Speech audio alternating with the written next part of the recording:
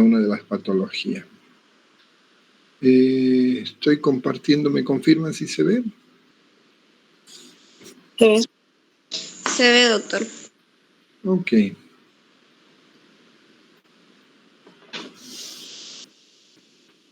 Bien, los métodos complementarios, como dice su nombre, son complementos para confirmar o descartar una hipótesis diagnóstica, porque algo que tenemos que acostumbrarnos es a no ser médicos de laboratorio. Si sospecho una neumonía, no va a ser porque la encontré en la radiografía, sino porque el paciente tenía fiebre, porque tenía tos, porque la oculté crépito, tenía soplo, tenía matidez, etcétera, ¿no? Entonces, la radiografía o el método complementario, nos va a ayudar de alguna manera para confirmar, para descartar o para ver cómo está la evolución de un proceso mórbido, por ejemplo, una gasometría de inicio, luego a los 2 días, la semana, ir viendo cómo va, ¿sí? Entonces, y los métodos complementarios los vamos a clasificar en 2, ¿sí? Uno, los que son invasivos y los no invasivos. El criterio de invasivo es cuando tenga algún riesgo para la salud del paciente, no solamente porque estemos abordando o traspasando barreras como la piel, por decirle, o una broncoscopia. Entonces, ¿la radiografía es invasiva o no es invasiva?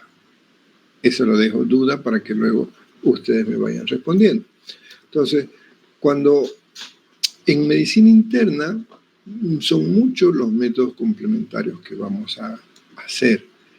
Y aquí estamos hablando, en este momento solamente vamos a hablar de métodos complementarios de imágenes, pero consideren que también tenemos otros métodos complementarios como es un hemograma, como es un cultivo, como una vaciloscopía. Entonces, cuando hablamos de métodos complementarios no está específicamente a estudios imagenológicos, ¿sí?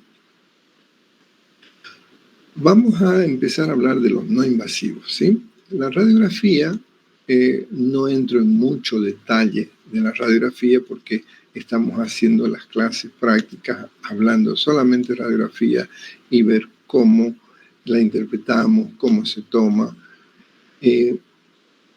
ya que requiere no solamente de conceptos teóricos, sino también requiere de práctica para que vamos a ir interpretando. Entonces, en base a las sombras que obtenemos en la forma de los contrastes de colores entre una escala de grises, de lo más negro a lo más blanco, eso nos permite tratar de reconocer las sombras del tejido normal como las sombras de las alteraciones que pueden darse o infiltrados cuando estamos hablando de lo que es el pulmón.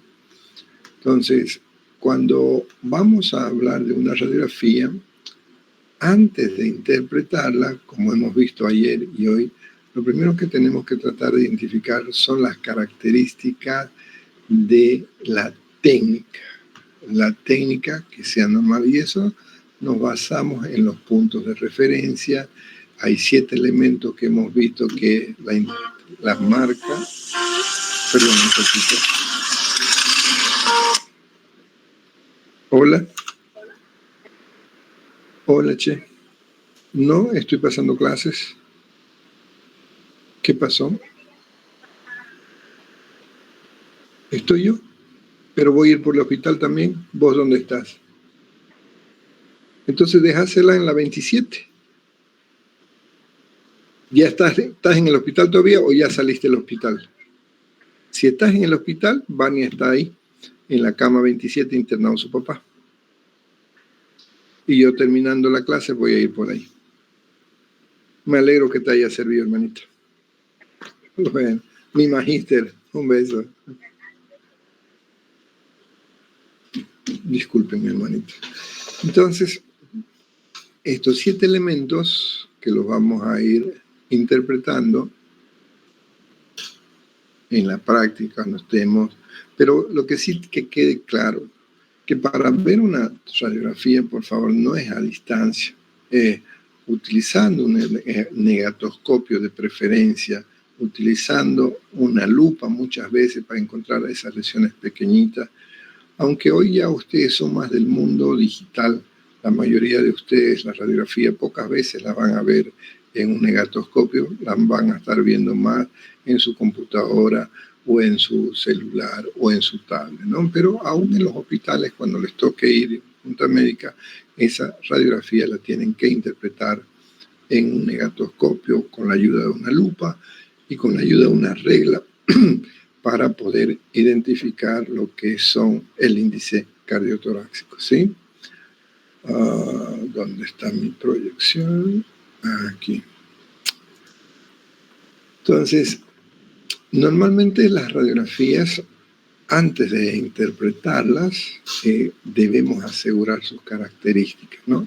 Y una recomendación, que por más que tengamos la experticia de interpretar una radiografía, siempre se recomienda que la radiografía venga acompañada de un informe radiológico.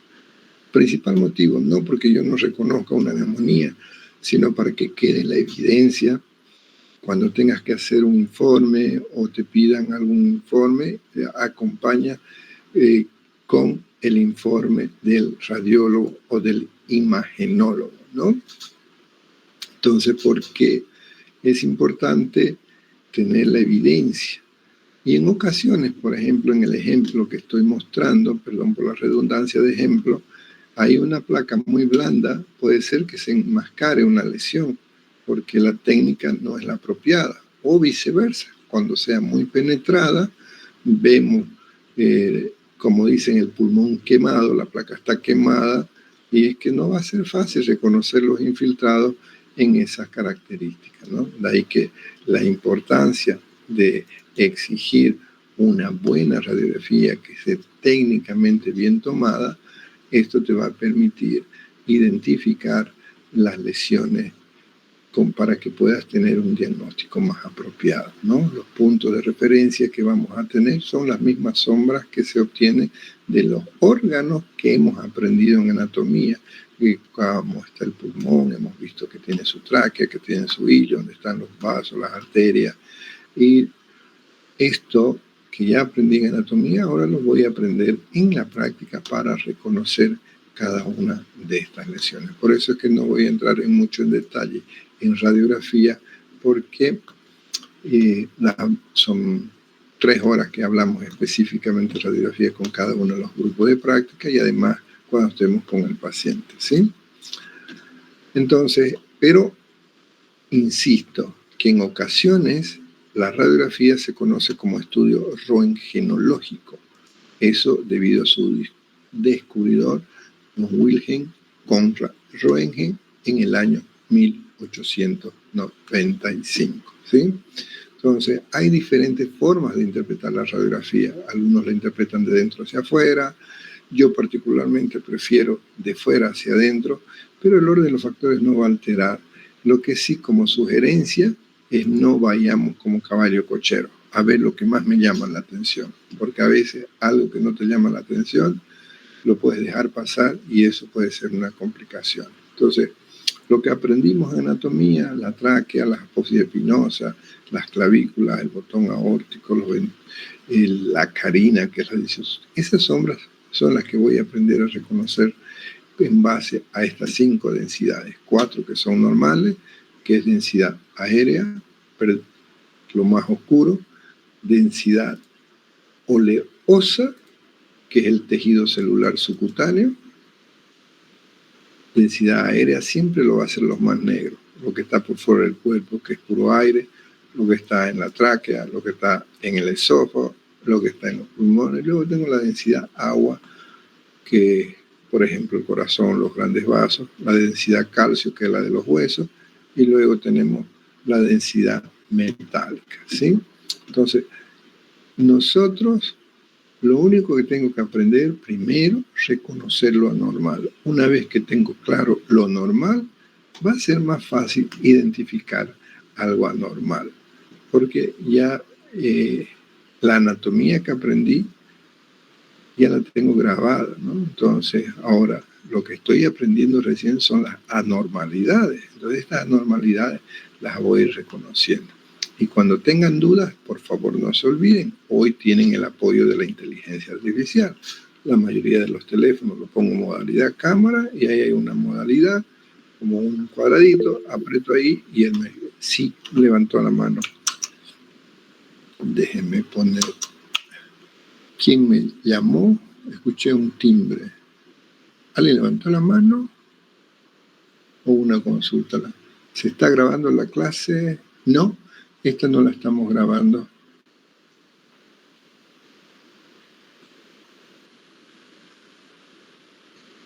Deberíamos grabarla, ¿no? Porque solo hay 70 y no fue con... Sí, tiene razón. Gracias por la sugerencia, porque puede ser que algún compañero no tenga la opción. Bien, le agradezco mucho. Déjenme buscar dónde está mi grabador de clase. Aquí está.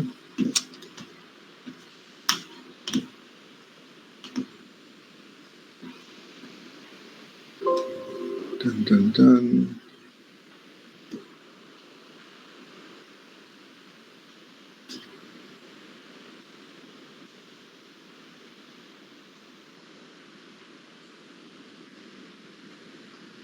Déjenme un ratito preparar.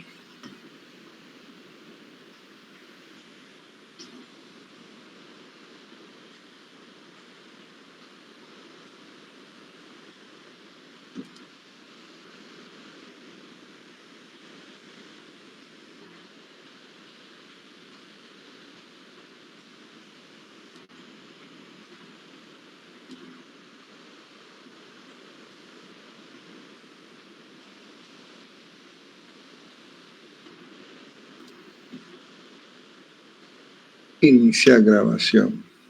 Ok. No nos perdemos mucho radiografía porque vamos a hablar. Para los que están ingresando recién a la grabación, no se preocupen que todo lo que hemos hablado en la práctica lo vamos a reforzar. Ok.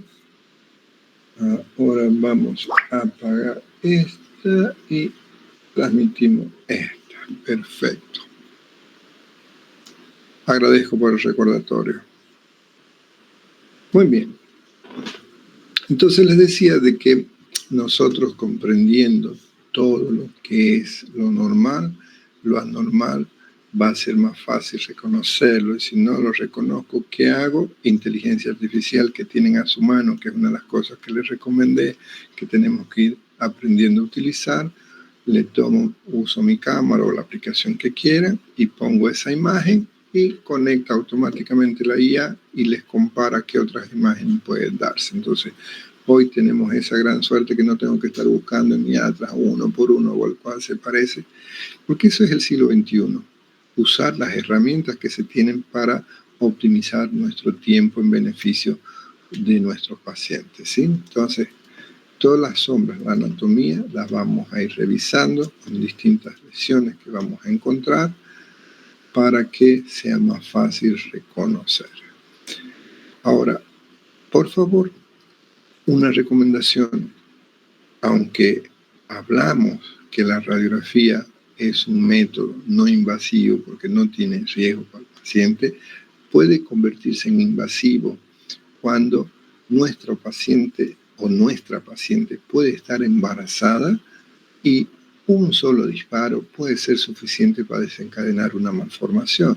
De ahí que, como regla, como venimos avanzando en la práctica, toda persona en edad reproductiva con posibilidad de embarazo debo ponerle protección, ojo, embarazo, pero también debo cuidarme yo. O sea, una radiografía no le hace mucho a un paciente o hasta 10, pero a mí que estoy de turno todos los días como interno, estoy sacando radiografía como especialista, me voy a irradiar, el cual corro riesgo de lesiones en mis glándulas, cáncer hematológica, piel, etc. ¿Sí? Por lo tanto, las lesiones que vamos a encontrar generalmente las utilizamos como términos de infiltrado, ¿sí? Vamos a tener secuelas, como las vamos a ir viendo. Por ejemplo, aquí encontramos esta zona que es una bulla, a veces la puedo confundir con un quiste, entonces para eso sé que tengo que tomar una radiografía en inspiración y otra en expiración para poder. Todo lo que sea bien claro, hiperclaridad o radio lúcido, lo que sea blanco, radio opaco, ¿sí? Para que vamos tomando en cuenta estos aumentos de densidades. Decimos imagen radio opaca y ahí vamos a diferenciar en lo que es una neumonía o vamos a aprender a reconocer los infiltrados intersticial tipo fibrosis, como ocurre en los infiltrados, o cuando existe una lesión que puede obstruir la vía aérea, como vamos a ver cuando estemos hablando de atelectasia, va a ser más fácil reconocer este tipo de lesiones.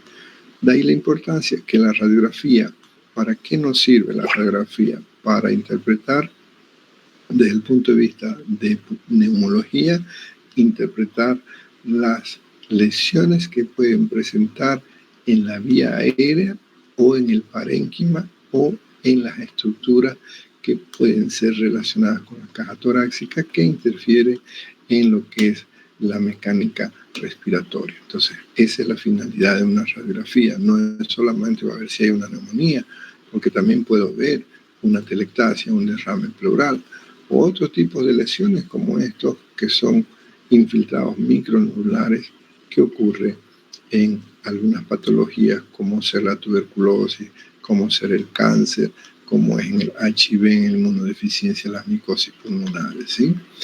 Y una de las gran ventajas que se tiene con la radiografía es que puede complementarse la utilización de estos rayos como ser una fluoroscopía para ver de forma dinámica. Otra ventaja que se tiene es que se pueden combinar la utilización de los contrastes. Hemos repasado en práctica el lunes y el martes de que usamos dos contrastes. Uno es el bario para lo que es esófago o tubo digestivo, estómago, o inclusive lo podemos poner por colon a través de enema, o también para la vía aérea como usamos en la broncografía, que casi ya no se usa porque es muy incómodo para el paciente llenarle de un líquido para poder visualizar. Gracias a la tomografía, que ya no hace falta las broncografías, ¿no? Entonces, la radiografía tiene la ventaja además que la puedo hacer en la cama del paciente con los equipos portátiles. Entonces, si yo les pregunto en el examen, ¿la radiografía es un método complementario invasivo? ¿Es cierto o no es cierto? A ver, invasivo, no traspasa nada, mantenemos las barreras. Ok. Es no invasivo, pero puede ser que provoque daño en su uso prolongado o en los casos de mujeres embarazadas. Ahora, el contraste ya es otra cosa, ¿no? El contraste ya puedes tener una alergia al colocarlo, entonces ahí la respuesta tienen que dármela fundamentada, ¿sí? Otro método complementario que vamos a usar y que si tenemos suerte, estoy seguro que cuando los grupos pequeños voy a poder hacer, cuando el grupo es mayor, no puedo ponerme a hacer una ecografía con 15, 20 estudiantes alrededor porque no me permite el hospital. Pero por suerte he visto en los grupos que tengo un grupo que tengo menos de 9, estoy seguro que con ese grupo, y no porque no quiera hacerlo con los otros, lo que pasa es que no quiero dividirlos, vengan 9 ahora y otros 9 la otra semana, no. O sea, veré la manera, porque si ustedes se fijan en la distribución de las prácticas, hay grupos que han exagerado, ¿no? Viernes y sábado, maminga, ¿dónde vamos a entrar? Me dejan un crucigrama ahí para ver. Pero cuando sean grupos pequeños, con seguridad que me van a acompañar y es posible que ustedes también agarrarán el equipo para que puedan hacer una ecografía. La ecografía es un método no invasivo. Este no tiene riesgo porque no usa contraste, porque no tiene radiaciones en la utilización de estas sondas. Esto le dicen sondas y que no en sí es una sonda, pero del término de inglés, probe, decimos, pero nosotros en castellano le decimos transductor. La ecografía, para hacer uso de la detección de lesiones a nivel de pulmón Ojo, que tiene que usarse con un transductor especial, que es el lineal. No es el mismo transductor para el abdomen. No es el transductor, es el de partes blandas, el lineal. Con eso, y otra de las cosas que tenemos que tomar en cuenta es que no es fácil hacer en personas obesas, porque la cantidad, la distancia que puede penetrar la ultrasonografía, el sonido que generan estos cristales en personas obesas no nos permite llegar a las famosas ventanas que decimos, ¿no? Con el tema del COVID, para evitar las irradiaciones y el traslado a los pacientes, no era tan fácil en pacientes intubados, entonces se le dio mucho valor. Creo que es donde más hemos aprendido a utilizar la ecografía pulmonar en esta pandemia. Antes se sabía que se hacía, pero no la usábamos con protocolo. Y es muy interesante porque nos permite determinar las características del pulmón comprometido, no solamente cuando hay un derrame pleural, sino también las zonas de condensación. Es muy interesante. Entonces, otro elemento que podemos ayudarnos con la ecografía es cuando queremos hacer punciones dirigidas para evitar lesionar o evitar no tomar muestras de los sitios donde no está la lesión, nos puede ayudar. Y si además utilizamos el modo Doppler, que ya les voy a mostrar, que es simplemente apretar un botoncito ahí, es algo que todo médico, hoy el siglo XXI, todo médico debe ya salir como médico con la competencia de saber usar un ecógrafo, por lo menos una ecografía básica, ¿no? Abdominal, ecofaz y pulmonar para ver si hay derrame de alguna lesión u otro. Entonces, ahora, hay una gran ventaja para la neumología con la ecografía que se la puede combinar con la fibrobroncoscopía, es decir, que introducimos un tubo flexible en el cual en la punta tiene un ecógrafo, tiene unos cristales. Entonces, esto se conoce como EBUS, por su inglés, Endobronchial Ultrasonography, y en español, ecografía transbronquial. Esta es una gran ventaja del EBUS. Lo tenemos, muy pocos lugares lo tienen porque es un equipo un poco caro, ¿no? Pero tiene las ventajas de que podemos llegar a sitios que no son fáciles de llegar. Imagínate con la ecografía desde la pared, desde la parte externa de la caja torácica, poder llegar a la parte central donde está la tráquea, donde está el ilium. Difícilmente lo vas a hacer con ecografía, pero si a través de la EBUS, de la ecografía endobronquial, y eso además puedes combinar con lo que haces con el fibrobroncoscopio, como es el cepillado, como es el lavado, como es el aspirado, esto te aumenta las posibilidades de diagnóstico, no solamente en problemas de cáncer de pulmón, sino también como la sarcoidosis o en otro tipo de lesiones que requiera llegar a ver.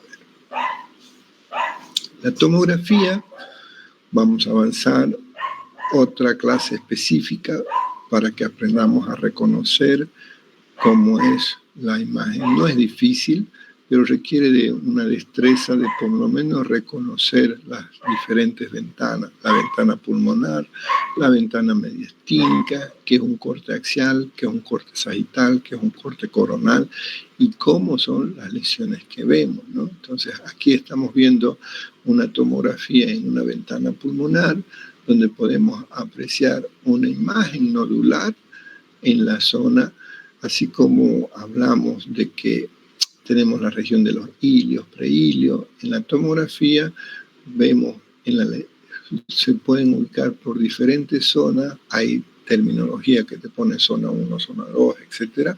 O podemos decir ubicarnos. Si aquí, si se fijan, todavía estoy en la tráquea, no hay la división de la carina, por lo tanto, puedo ubicarme a qué altura estoy. Entonces podemos decir que en el hemitórax, lo que está a mi lado derecho, cuando yo estoy mirando, es también el lado mire, mi mano derecha está a este lado, mi mano izquierda está a este lado, pero lo que está a mi mano izquierda es el lado derecho del paciente, lo que está a mi mano derecha es el lado izquierdo del paciente. Entonces eso nos permite reconocer que en el hemitórax derecho, en la región justo por encima de la carina, en la zona anterior externa, hay una imagen nodular de unos 3 centímetros. Entonces, cuando vemos esto, lo primero que vamos a sospechar es un cáncer. Y otra de las ventajas que tiene la tomografía es que te permite hacer reconstrucción digital. Fíjense aquí cómo nos está reconstruyendo la tráquea, ya no, cómo me reconstruye la esclero. Entonces es como si lo estuvieras mirando. Además te lo puede dar a color, te lo puede dar en movimiento. Realmente los rayos X fueron revolucionados con la aplicación de la tomografía. Combinarlo con contraste, o mejor si tienes la suerte como tenemos en Santa Cruz, que tenemos equipos de última generación, especialmente el helicoidal, donde te hace una toma del cuerpo en menos de 5 minutos, tú tienes todo el cuerpo humano revisado de arriba hacia abajo, ¿no? Y otra de las ventajas que se tiene de la tomografía es combinando con radiofármacos, que son usando isótopos radioactivos, en la cual vamos a ver más adelante lo que es el famoso PET. Aquí es un corte coronal, parece que mi paciente estuviera de frente, parece una radiografía. No es una radiografía porque si se fijan, los huesos están cortados por la mitad. Entonces, esto es una tomografía en un corte coronal, justo en el centro. Ya lo vamos a ver en la práctica, cómo es el coronal, que no es más que irse de arriba hacia abajo o de abajo hacia arriba. Vos decides. Entonces, aquí se ha quedado en la mitad, donde puedo visualizar la tráquea, los bronquios, y vemos una imagen de condensación con broncograma. Es decir, estamos viendo, en otras palabras, un derrame con una neumonía en la parte, desde la parte media, no sé si va adelante o atrás porque solamente estoy viendo un corte, ¿no? Y fíjense cómo podemos hasta sustraer, más que sustraer, ya no veo los huesos, no veo el parénquima, no veo más que lo que quiero ver. En este caso me dibuja todo lo que es la vía aérea, tráquea, carina, la división, y van viéndose sus divisiones. Entonces, la reconstrucción digital, además que para comodidad, no sé si comodidad, pero para mostrárselo mejor, para el paciente entienda, lo puedes ver a colores. Eso en la práctica vemos un ejemplo. Y fíjense cómo puedo inclusive hacer un zoom a esto. Es simplemente una tomografía con reconstrucción digital de la tráquea justo cuando empieza la carina, la división. Entonces, antes, ¿qué te ibas a imaginar que podías hacer esto? Esto simplemente sin tener que meter un fibrobroncoscopio para mirar, vos estás mirando todo lo que es la tráquea y le puedes hacer zoom, lo puedes volcar de atrás para adelante, de arriba hacia abajo, lo que te interesa ver. Es una gran cosa la tomografía. Nos ha mejorado mucho el acercamiento hacia las hipótesis diagnósticas, como vamos a ver en cada una de las patologías que vamos a ir avanzando. Otro de los estudios, la tomografía, por si acaso, tiene contraste. Tiene la desventaja de que irradia mayor cantidad. En alguna parte encontré, a mejor, para no decirlo, un punto para la siguiente clase, quien me presente qué cantidad de irradiación nos presenta una tomografía, a cuántas radiografías equivale. Me presentan con la evidencia de dónde sacaron la bibliografía. No quiero la opinión de alguien que diga en Google, vale un punto. Otro de los estudios que Podría ser no invasivo porque no tenés que entrar dentro del cuerpo, más que colocar una inyección con un contraste y otro contraste para aspirar, que la medicina nuclear. La medicina nuclear o gammagrafía, también se estudia, tiene riesgo, sí, de que los radiofármacos que se utilizan son radioactivos, es decir, se tiene que tener al paciente aislado, que él orine, lo que él defeque, tiene que ir a un lugar debidamente tratado para evitar que haga daño esa irradiación. Aquí vamos a utilizar dos contrastes. Uno, que el tecnesio 99, para ver cómo le llena la sangre, y vamos a ver el xenón 133, que es un gas, para ver cómo llega y se difunde el gas. Entonces, con la gammagrafía tenemos que pedir con perfusión y con ventilación. La perfusión la vamos a pedir específicamente cuando sospechemos tromboembolismo pulmonar. Entonces, es un estudio de mucha utilidad. Cuando hablemos de tromboembolismo pulmonar, vamos a volver a ver. Y no solamente para eso, ¿no? Porque también tiene mucha utilidad para el tema de cáncer. Ver si está localizado, si hay metástasis en otras partes del cuerpo. Y les decía que también otra de las características que podemos usar con la tomografía es cuando la combinamos con un radiofármaco, que es la glucosa radiomarcada, 18F fluoro 2-desoxiglucosa, FDG se abrevia, ¿no? Fluoruro dexoglucosa. Esta glucosa radiomarcada la introducimos en el cuerpo y vamos a ver distintas áreas donde se capta.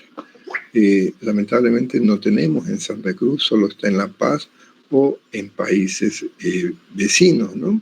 Entonces tiene una mucha ayuda porque nos permite detectar enfermedades neoplásicas, principalmente para lesiones malignas. Cuando estemos hablando de cáncer, lo vamos a ver con más detalle. Pero tengan precaución, porque puede darte falsos positivos, así como la gammagrafía a veces te da resultados que son sospechosos, pero solamente es por la inflamación, o por ejemplo una fractura, o por un golpe donde ha habido inflamación, te lo puede marcar y puede ser confundido. De igual manera aquí, cuando hay causas inflamatorias como neumonía o enfermedades granulomatosas, te puede sugerir la posibilidad de un proceso neoplásico y hay que tomar en cuenta ese diagnóstico diferencial. La anamnesis es clave. Ahora, dentro de los invasivos podríamos hablar los estudios angiográficos. En la imagen se han invertido los colores. Normalmente el contraste se lo ve blanco, pero a objeto de poder mostrar mejor, habitualmente lo invertimos. Próximo sábado voy a estar en la consola de tomografía y les voy a mostrar cómo es lo que invertimos y para qué nos sirve. Aquí el estudio angio es vaso, gráfico, graficar los vasos. Esto utilizamos un contraste que es el yodo. Lo introducimos a través de un catéter, depende de qué quiero ver. Por ejemplo, aquí estamos mirando la aorta con su desembocadura y el callado que va hacia la aorta torácica y a la aorta abdominal. Podemos visualizar porque el contraste permite marcar. Esto nos va a permitir estudios en neumología para ver cuando tenemos un paciente que está con una trombosis, pacientes que están con mucho sangrado, podemos poner el contraste y ver dónde se está perdiendo, o donde existen comunicaciones anómalas, sea arteriovenosas, y también nos permite de alguna manera identificar las anormalidades anatómicas, ¿no? Como cuando vamos a ver pacientes que tienen problemas de cianosis central o recién nacidos, con problemas de coartación o tetralogía, etc. Y la resonancia magnética, este es un método no invasivo, utiliza un contraste, pero este contraste es menos riesgoso para los riñones, porque no es el yodo, es otro tipo de contraste. La resonancia requiere un poquito más de destreza para su interpretación, porque tiene ventanas que están con contraste, ventanas que están sin contraste, pero otra de las cosas que hay que tomar en cuenta es que el paciente no debe tener fobia, no debe tener temor a estar solo, porque el tiempo que te quedas en esta máquina, alrededor de 30 minutos, es una forma muy fea. ¿Por qué feo? Porque todo el tiempo está emitiendo un sonido fuerte, te ponen unos audífonos para protegerte los oídos, pero igual se escucha. Entonces, pero lo que más he visto de dificultoso es que los pacientes no aguantan estar solitos, tienen claustrofobia. Entonces, y lo otro, que pacientes que tienen algún tipo de metal en el cuerpo, sea un marcapaso o algún implante, no todos los resonadores tienen la posibilidad de hacérselo. Entonces hay que tener precaución en pacientes con marcapaso de buscar resonadores que toleren o simplemente otro tipo de estudio. De igual manera, tenés los cortes sagital, los cortes axial, los cortes coronal, y nos va a permitir encontrar lesiones inflamatorias, lesiones neoplásicas, que pueden ser a nivel del parénquima, pueden ser a nivel de los vasos. Tiene muy buena sensibilidad. Nos ayuda mucho cuando hay dudas en la tomografía para problemas de neoplasia o problemas vasculares. Sin embargo, hay que tomar en cuenta que esta resonancia también hay estudios específicos para EPO. Cuando estemos hablando de EPO voy a comentar un poco más. Pero la gran ventaja es que el contraste es una radiación electromagnética que tiene menos riesgo para los riñones, ¿sí? Recuerden, no todos los resonadores te permiten hacer cuando hay algún tipo de implante, sea los clips de aneurisma, los clips que han dejado en una cirugía laparoscópica y de clivación metálica, eso se los arranca. Entonces, a veces se han olvidado de avisar y ha provocado accidentes que han sido mortales. Dentro de los invasivos, vamos a ver la fibrobroncoscopía. Primero, el paciente tiene que estar en condiciones, estado mental que esté alerta. Alguien me levantó la mano, tengo un sonido, déjeme ver de qué se trata. Delcy, le escucho.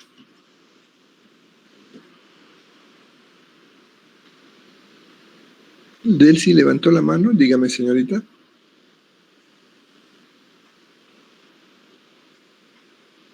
¿Alguien la escucha? Yo no la escucho.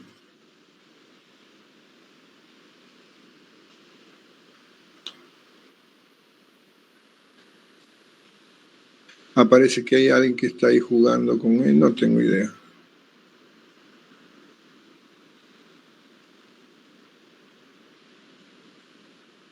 Ok, seguiremos. Si quiere decir algo de Elsie, como no la escucho, por favor, ¿puede escribirlo al chat?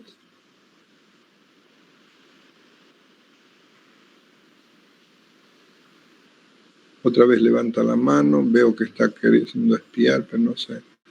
Señorita Delcy, ¿quiere decir algo?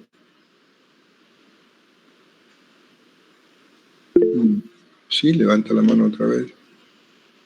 Señorita Delcy, si no puede hablar, escríbalo en el chat, por favor.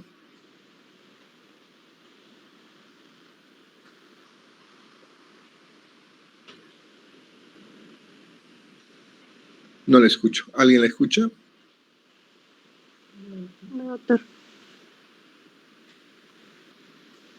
Uy, se le fue su conexión. Bueno, ya nos preguntará de qué se trata.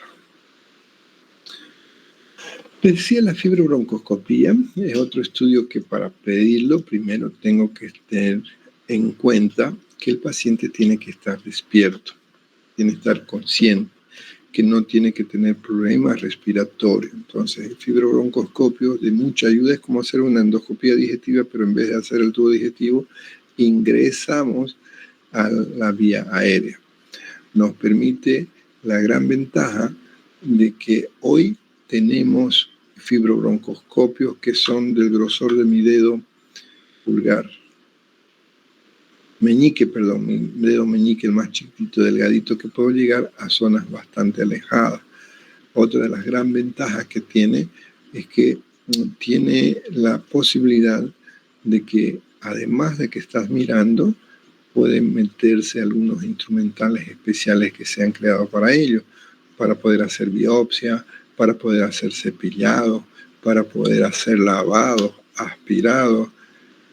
Nos ha ayudado mucho especialmente para identificar lesiones que no son macroscópicamente visibles, pero sí puedes obtener las características de la celularidad.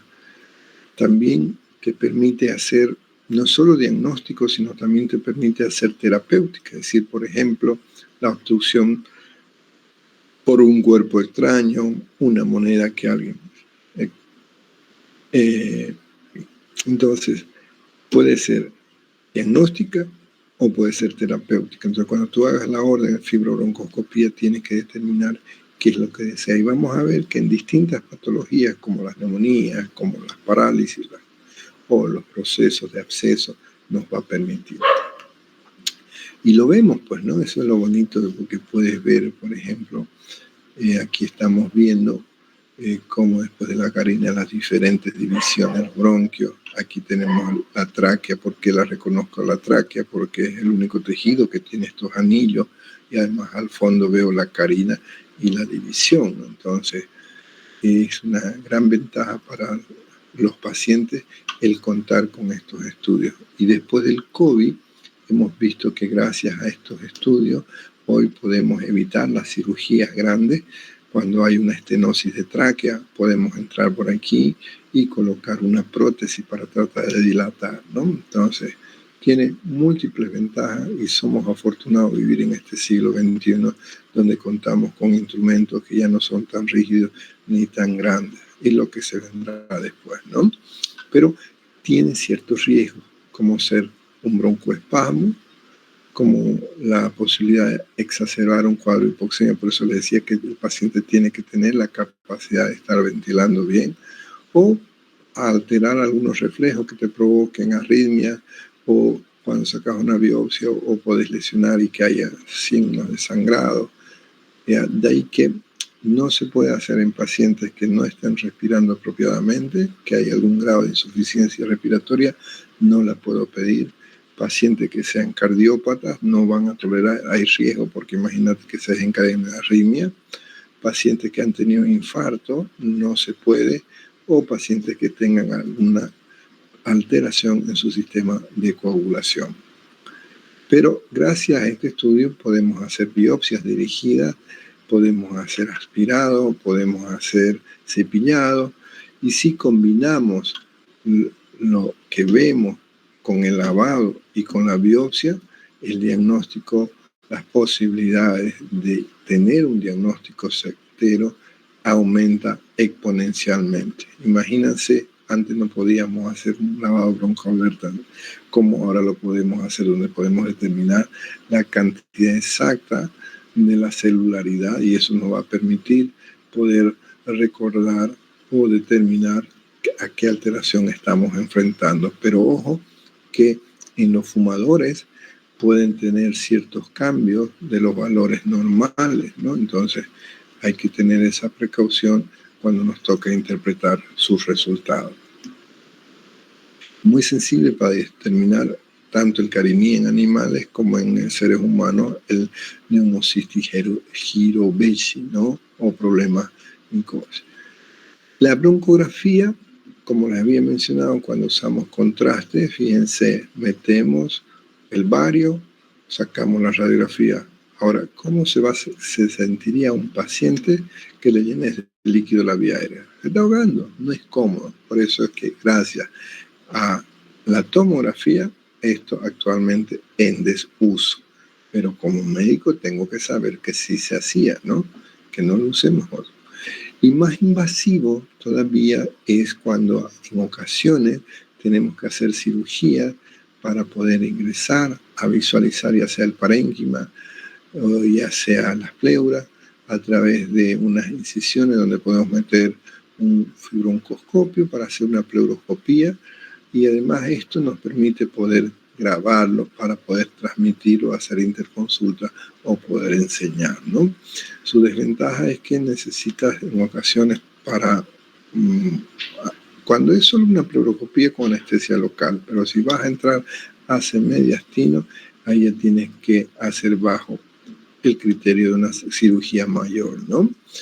Y cuando tengan cirugía van a ver cómo la facilidad de poder, pero a pesar de tener todas estas opciones, vamos a encontrar algunos pacientes que a pesar que hemos ingresado al tórax para poder tomar una muestra más apropiada, aún no definimos de qué tipo de cáncer es. Esto lo vamos a ver en más detalle cuando estemos hablando de neoplasia.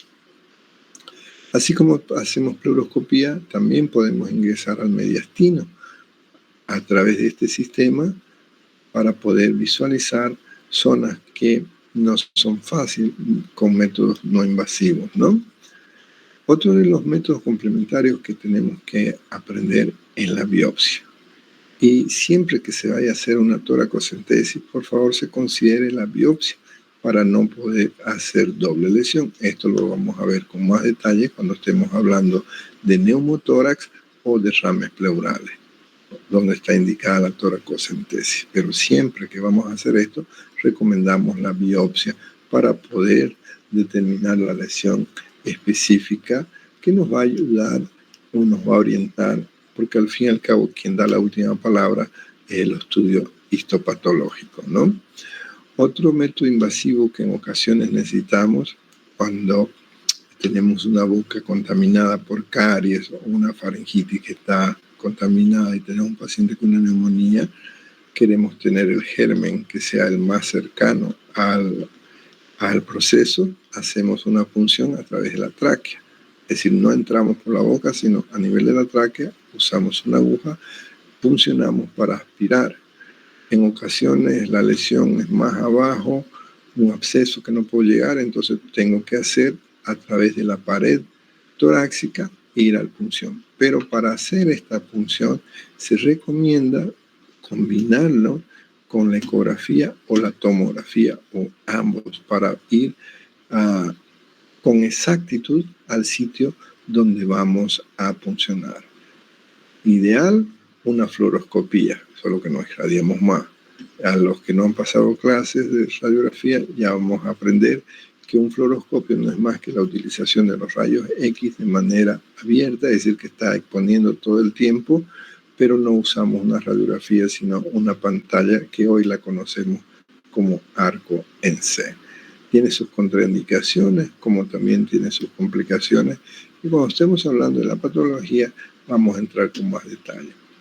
Y en raras oportunidades, especialmente cuando estamos en proceso neoplásico, tenemos que entrar al pulmón a obtener una muestra para que nos dé el patólogo de qué se trata. ¿Cuándo hacemos esto? Cuando no hemos podido con lo que tenemos previamente identificar y sí o sí tenemos que llegar a un diagnóstico. Cuando hablemos de cáncer vamos a ver que de los múltiples tipos de cáncer no todos se usan con el mismo protocolo de tratamiento. Así que si tengo un adenocarcinoma o tengo uno de células pequeñas, obviamente que no le puedo dar el mismo esquema de tratamiento. De ahí que sí o sí necesito identificar de qué se trata. Eso lo vamos a ver con más detalle cuando estemos hablando de procesos neoplásicos. Y el análisis más frecuente que utilizamos, que no es invasivo, es el análisis del esputo.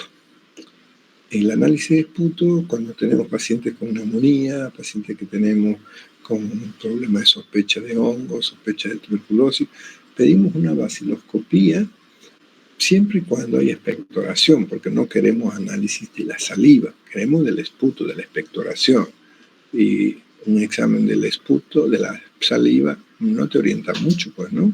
Entonces, en ocasiones, cuando el paciente no tiene mucha secreción, hacemos el esputo inducido. ¿Qué significa eso? Que simplemente vamos a hacer una nebulización con solución hipertónica al 3%, es decir, que vamos a agarrar una solución fisiológica y le vamos a combinar con una ampolla de no hipertrosa y de natrio para poder llevar al 3%, y con esto vamos a poder determinar con mayor facilidad de qué genes estamos. En los pacientes, por ejemplo, con HIV, lo hacemos mucho para tratar de identificar este hongo, ¿no? El Pneumocystis jirovecii. Cada vez lo estamos usando menos, ya que con la fibrobroncoscopía, no me refiero al análisis de esputo, me refiero al esputo inducido, que cada vez lo hacemos menos porque podemos mejor, a través de la fibrobroncoscopía, ingresar y hacer un lavado como corresponde, ¿sí? Otros métodos de diagnóstico que tenemos son, por ejemplo, las pruebas de las picaduras, cuando estamos sospechando patologías inflamatorias de tipo alérgico, ¿no? En la rinitis, en el asma, o cuando sospechamos de tuberculosis, la prueba purificada, el famoso PPD o prueba de Mantoux, para ver cómo está la respuesta hacia el bacilo de Koch. Y la prueba del sudor, para cuando sospechamos mucoviscidosis o fibrosis quística. Son pruebas que vamos a ir viéndolas cuando estemos pidiendo. Y de las pruebas funcionales, aquí vamos a hablar de dos, ¿sí? Cómo está funcionando nuestro sistema respiratorio a través de una gasometría o a través de una espirometría, ¿no? La espirometría la vamos a usar con bastante frecuencia. Si esta es normal, podemos usar la prueba de metacolina, que lo vamos a ver cuando la pedimos, cuando estemos hablando de asma, o el test de difusión con monóxido de carbono. Vamos a ver que la plestismografía casi no la estamos usando porque la espirometría nos da valores que nos requieren, ¿no?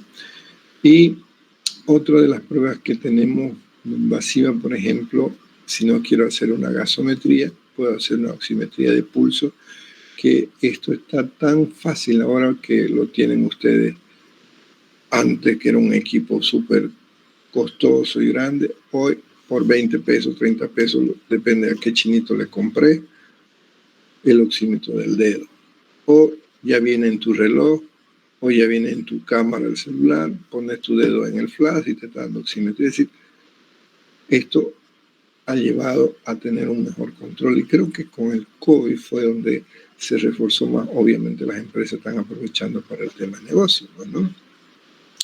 La espirometría, vamos a hacer un taller, tenemos en el laboratorio de fisiología, siempre y cuando no hayan hecho, porque si ya lo hicieron en su laboratorio de fisiología, no tiene sentido volverlo a repetir. Simple, no necesitan ningún medicamento, a excepción de cuando estoy sospechando asma. Y aquí la clave es aprender lo que significa el volumen expiratorio forzado en un segundo. Eso cuando estemos hablando de EPO, cuando estemos hablando de asma, lo vamos a ver. Entonces, sus indicaciones básicamente evalúan manifestaciones clínicas en pacientes que sospechamos, porque ¿por qué un paciente con tos? ¿Por qué un paciente con dinia? ¿Por qué tiene ortopnea? Puede ser un EPOC, pero es crónico o es agudo. No, está con episodio agudo, puede ser asma. A ver, hagamos una espirometría. Veamos la prueba del broncodilatador, cómo responde. Entonces, esto me va a permitir, pero hay que tomar precaución cuando tengamos pacientes con hipoxemia o con hipercapnia. Esto no lo vemos con la espirometría. Esto lo vamos a ver con la gasometría. O a lo mucho la hipoxemia con los medidores de flujo, oxímetros, pero también tenemos capnógrafos externos, o un hemograma que me permita ver cómo está la cantidad de glóbulos rojos para ver si estamos con una policitemia, ¿sí? Entonces, tiene sus características para apoyar cómo está yendo el diagnóstico, cómo está yendo la evolución en base a estos controles. Cuando estemos hablando de asma, cuando estemos hablando de EPOC, bronquitis crónica, vamos a volver a entrar con más detalle para poder interpretar estos resultados, como qué valor es y esta espirometría nos va a orientar para ver si estamos con un cuadro ¿De qué tipo? ¿Es restrictivo, es obstructivo o es mixto? Entonces, estas variables de la capacidad vital forzada para ver el volumen expiratorio en un segundo o la relación entre capacidad vital forzada versus el V1 o bien el flujo de expresión. Entonces, todas estas variables nos va a orientar. Obviamente, con una anamnesis yo me podré dar cuenta si estoy hablando de un cuadro de una fibrosis pulmonar que va a ser restrictivo, o voy a ver si se trata de un EPO o si se trata de una neumonía, ¿sí? Entonces, vamos a aprender cuáles son las enfermedades que dan patrón restrictivo, por ejemplo, qué es una neumonía, qué es una telectasia, qué es un edema pulmonar. Cuando estemos hablando de estas enfermedades, vamos a entender por qué es mejor pedir este tipo de estudios, ¿no? ¿Por qué me sale un valor normal? ¿Por qué me sale un... Y esto es importante tomarlo en cuenta cuando lo voy a solicitar. Y de acuerdo a esas variables que encontremos, me va a decir que trata una parte de características restrictivas. Pero debe ser la neumonía que estamos tratando, etcétera, ¿no? Y siempre que hay sospecha de procesos tipo asmático, ya terminamos, me falta poquito, tenemos que ver la variabilidad del broncodilatador. Cuando estemos hablando de asma, vamos a ver con más detalle y en la práctica vamos a ver cómo le interpretamos esta espirometría, estas curvas que tenemos que ir tomando en cuenta dependiendo de la edad del paciente para que podamos interpretar si estamos frente a un patrón restrictivo, un patrón de tipo obstructivo, respondió con el broncodilatador y de acuerdo a estos resultados de estas variables vamos a tratar de comprender mejor por qué hay esos cambios. Esto lo tenemos con más detalle en el material de consulta que les he subido para que cuando quieran revisar.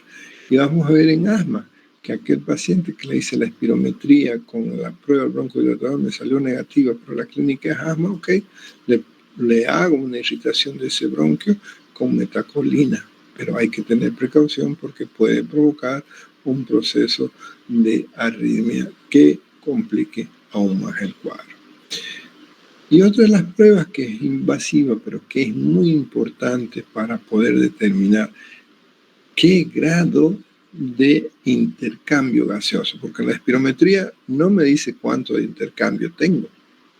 La oximetría me da un parámetro, pero el ideal, si se puede, es hacer una gasometría venosa o arterial, siempre arterial, pero si por mala suerte no puedo alcanzar la arteria, me sirve venosa, pero tengo que saber qué valores corresponden. Entonces la gasometría no solamente me va a permitir ver cómo está mi intercambio de oxígeno y dióxido de carbono, sino también me va a permitir ver cómo está nuestro medio interno. El medio interno en base a las características de los buffers para poder decir si estamos con una acidosis metabólica o respiratoria o estamos con una alcalosis respiratoria o metabólica, ¿sí? Entonces, todos estos métodos complementarios los vamos a ir viendo con cada uno de las patologías que vamos avanzando. ¿Cómo es el laboratorio? ¿Cómo es un hemograma en una anemia? ¿Cómo es un hemograma en una neumonía? ¿Cómo es el hemograma en una neumonía bacteriana o viral? ¿Cómo son las proteínas? ¿Cómo están Fíjense que hay patologías pulmonares que vamos a pedir prueba de orina para diagnosticar, pero me pueden decir que tiene que ver la orina con el pulmón. Sí, vamos a ver en algún tipo de neumonía típica que en vez de pedir en saliva, en vez de pedir en esputo, en vez de pedir en sangre, voy a pedir una prueba de orina, porque sabemos que voy a detectar en ese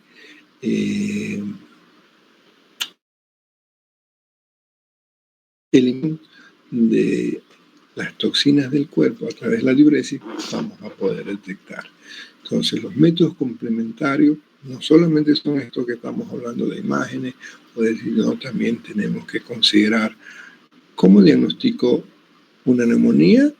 Ok, la puedo diagnosticar por una imagen, pero ¿Cómo diagnostico cuál es el agente etiológico? ¿Es un estafilococo? ¿Es un neumococo? ¿Es una Klebsiella? ¿Es un micoplasma? ¿Es un virus del tipo coronavirus? ¿Un virus de herpes? Tengo que utilizar otro método complementario que corresponde a hacer los famosos cultivos. Los cultivos, los antígenos, las pruebas serológicas, también son métodos complementarios que nos van a orientar para determinar la etiología. ¿Cómo sé si el problema de mi paciente que está con una neumonía no es bacteriano, pero es una hipereosinofilia? A través de los eosinófilos en sangre, ¿no? Entonces, los métodos complementarios que tenemos en medicina interna y que podemos aplicar para lo que son las enfermedades pulmonares van más allá de esto que estamos listando. Tenemos pruebas autoinmunes, tenemos pruebas de tipo con actividades de ejercicio. Entonces, a medida que vamos avanzando las patologías, vamos a ir entrando en esos detalles. ¿Ok? Antes de terminar, ¿alguien tiene alguna pregunta?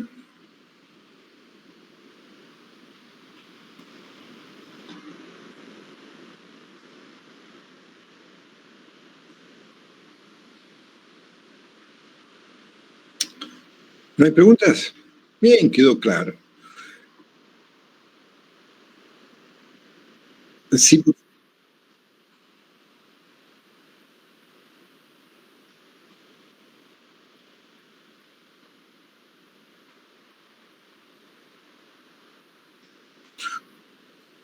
Sí, no tiene contraindicación en el embarazo. Lo que sí hay que tener precaución, digamos, de que si la persona está en su último trimestre, no la voy a exponer a que pueda hacer un broncoespasmo que pueda complicar ese embarazo, ¿no? Porque ¿cuál es la precaución que tenemos que tener con la metacolina? Que a veces algunos pacientes tienen una respuesta muy exagerada, ¿no? Entonces, todo depende en qué trimestre el embarazo está y si es necesario, porque estoy sospechando un asma y no me responde. Pero a veces, cuando estamos en el primer trimestre o en el último trimestre donde hay riesgo, es preferible dejar pendiente el análisis de confirmación de tu teoría y de hipótesis diagnóstica para no correr riesgo y le vas dando el tratamiento acorde a lo que clínicamente estás sospechando.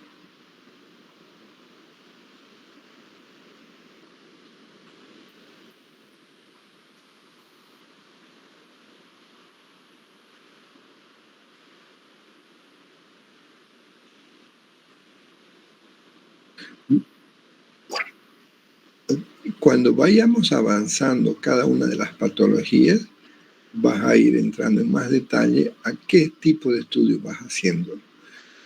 Por eso es que normalmente yo empezaba hablando de las patologías y los métodos, pero de pronto me daba cuenta que no habíamos entrado en detalle en los métodos complementarios, por eso es que ahora he invertido.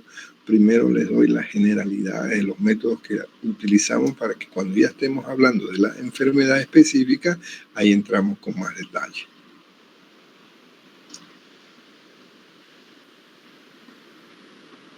¿Alguna otra consulta?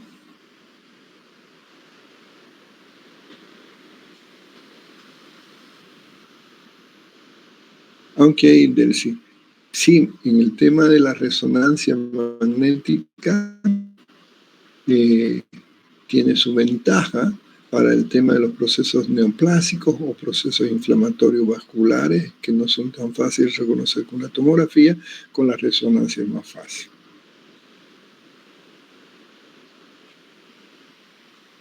Bien, para terminar, si fueran tan amables, anotarse en el chat para que podamos luego pasarlo a la lista para darle a don Fausto.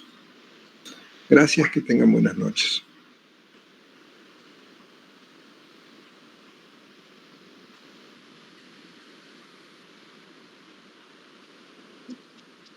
Gracias, doctor. Buenas noches. Buenas noches. Gracias, doctor. Buenas noches.